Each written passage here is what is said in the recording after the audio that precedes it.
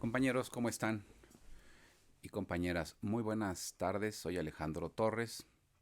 Estamos en la Facultad en Vivo y estamos en la materia de práctica forense de Derecho Mercantil. Antes de continuar con el tema que nos ocupa, pues quiero comentar con ustedes que lo más posible es que para las evaluaciones que vamos a hacer, me las tengan que mandar por un correo electrónico y que es el siguiente, es alejandrotorrese arroba comunidadunam.com.mx. Lo dejo aquí para que tome nota, por favor.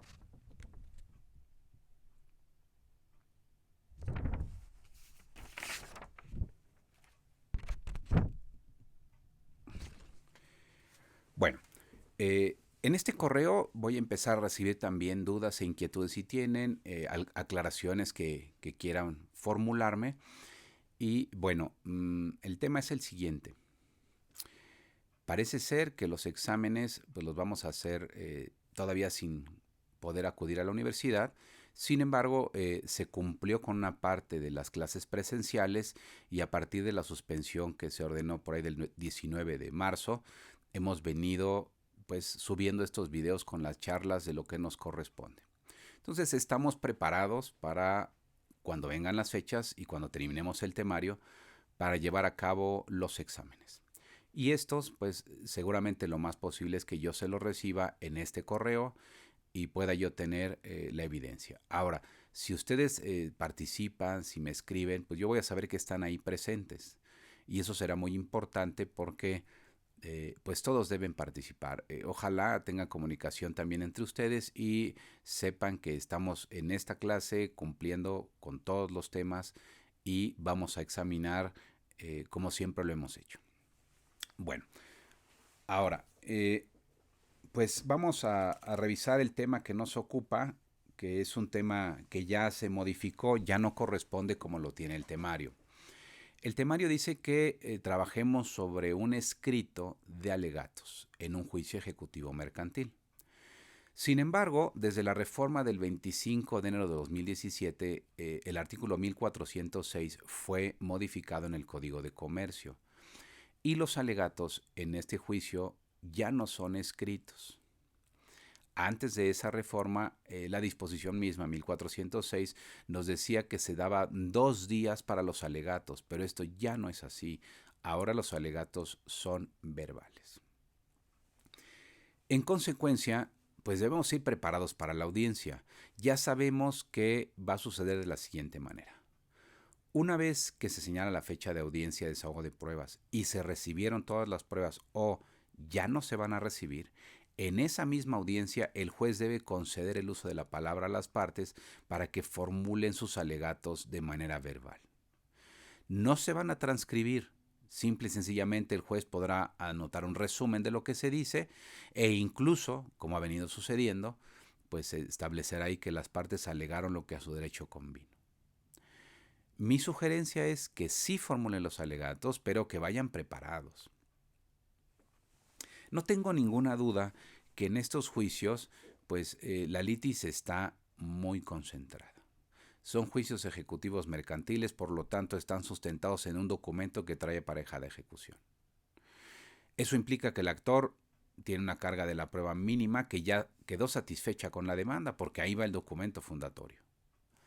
El demandado tiene una mayor carga probatoria porque además tendrá que demostrarle al juez si cumplió o no cumplió. Porque también ya platicamos que tiene muy limitadas excepciones según corresponde en el artículo 8 de la Ley General de Operaciones de Crédito o en el 1403 del Código de Comercio.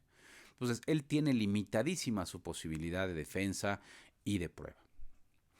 Por lo tanto, vamos a hacer el ejercicio de cómo podrían quedar estos alegatos. La verdad es que no son nada complicados. ¿Qué tendría que decir el actor? Bueno, el actor podría decir que se deberá condenar al demandado toda vez que el documento tiene pareja de ejecución, no se demostró en su contra, como tampoco se demostró haber dado cumplimiento al pago que correspondía.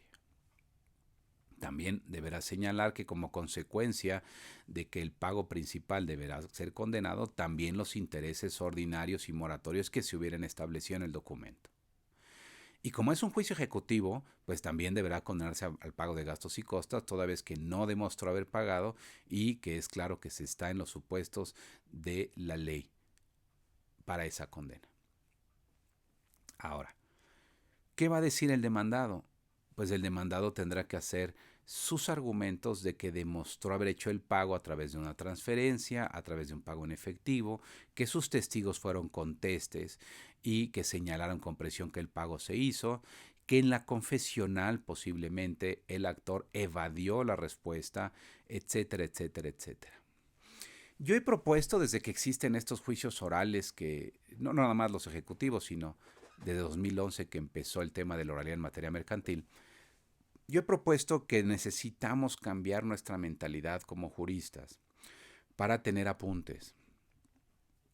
Antes los alegatos los hacíamos en la comodidad de nuestra oficina, teníamos el expediente, teníamos la ley, la jurisprudencia y podíamos formular alegatos con toda calma.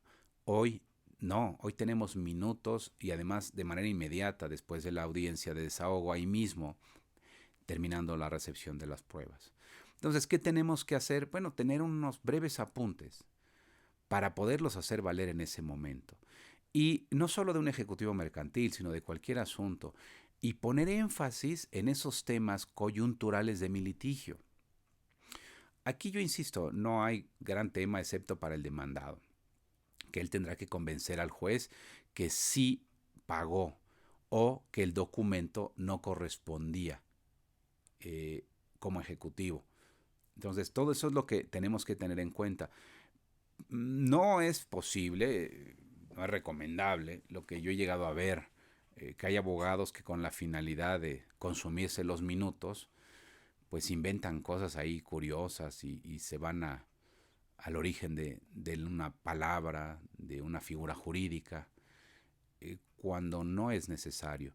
Imagínense que aquí una persona decide formular sus alegatos queriendo hablar de la autonomía de un documento de esta naturaleza. No tiene mucho caso. La verdad es que no tiene mucho caso. El juez ya conoce esos elementos de los títulos ejecutivos, por lo tanto bastará con decir que este documento pues quedó incólume, no fue destruido y los argumentos dados por el demandado no quedaron demostrados. Y bueno, yo insistiré, el demandado es el que trae el mayor problema aquí de todo, de cómo formula su litis, de qué pruebas ofrece y de cómo va a formular sus alegatos después del desahogo. En consecuencia, mi recomendación es hagan apuntes. Hagan apuntes, vayan viendo cuál es la litis, cuáles fueron las pruebas, cuál fue el resultado de las pruebas. Y entonces yo podría formular unos alegatos muy precisos. Vamos a imaginar y a suponer. Yo podría decir como parte demandada: señor juez, debo ser absuelto del pago toda vez que demostré que el documento no satisface los requisitos legales. Cuando se suscribió no tenía un monto establecido de suerte principal. Eso quedó plenamente demostrado con los testigos fulano y sutano que declararon tal día. De manera conteste lo siguiente: sí se suscribió el documento en mi presencia, pero no tenía un monto. Solo se firmó por garantía del cumplimiento de aquella obligación consistente en esto. Punto. Ahora, en la confesional, también, señor juez, cuando formulé la posición número tal, el demandado fue evasivo y contestó lo siguiente: esto está visible en la audiencia de fecha tal. ¿Por qué? Porque a lo mejor fue hoy en la audiencia de hoy, pero a lo mejor fue en otra fecha de audiencia y se tuvo que diferir esta audiencia por alguna razón extraordinaria. Entonces, sí necesitamos tener mucho cuidado para referirle al juez qué sucedió exactamente. ¿Podría yo transcribir lo que dijo exactamente, lo que dijeron los testigos exactamente, para refrescar la memoria del juez y para ser convincente? Esto es muy importante.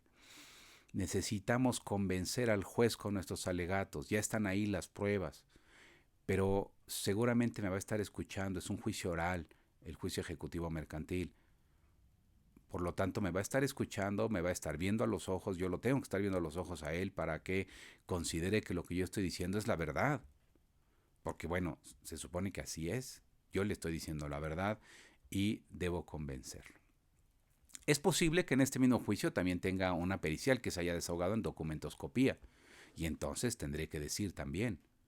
Y mi perito de nombre tal, en la audiencia de fecha tal, en su dictamen que está visible a tales fojas, de manera contundente señaló esto y esto y esto. Y referirme al del perito de la contraparte. Y desvirtuarlo en ese momento. Entonces, sí necesitamos tener una mejor preparación para poder formular alegatos. Tendríamos que tener una argumentación jurídica sólida, deberíamos tener claro cuál es el debate en el que estamos, cuáles son los puntos específicos del debate que nos tienen este litigio y el resultado de cada uno de los medios de convicción. Entonces, sí es importante recordar que ya no son escritos, como lo decía el temario, porque desde el 25 en el 2017 eso cambió, ahora son verbales, pero eso no impide que nosotros tengamos apuntes para hacerlos valer. Y tampoco impide que si se me complica el uso de la palabra por alguna razón, pues yo lleve un extracto de conclusiones de alegatos por escrito y lo anexe en ese momento al expediente. Entonces los formulo como pueda y le digo, señor juez, y como conclusiones, aquí están mis conclusiones de los alegatos que acabo de formular que deben ser agregadas al expediente. Siempre recomendaré que se formulen los alegatos, ya sea escritos o orales según corresponda, en cada juicio, porque constituyen un ejercicio de autocrítica. Necesito saber si hice bien mi trabajo, necesito estar convencido de que hice mi trabajo y también se convierte en un ejercicio pues del uso de la palabra correcto, de una argumentación verbal que es fundamental en todos los abogados. Bueno, pues compañeros, como siempre, sigo a la orden, estoy atento a cualquier duda, sugerencia o comentario que ustedes tengan, tanto en el canal como en la página de Facebook y ahora también a través del correo que les acabo de compartir. Muchas gracias, tengan un excelente día. Hasta la próxima.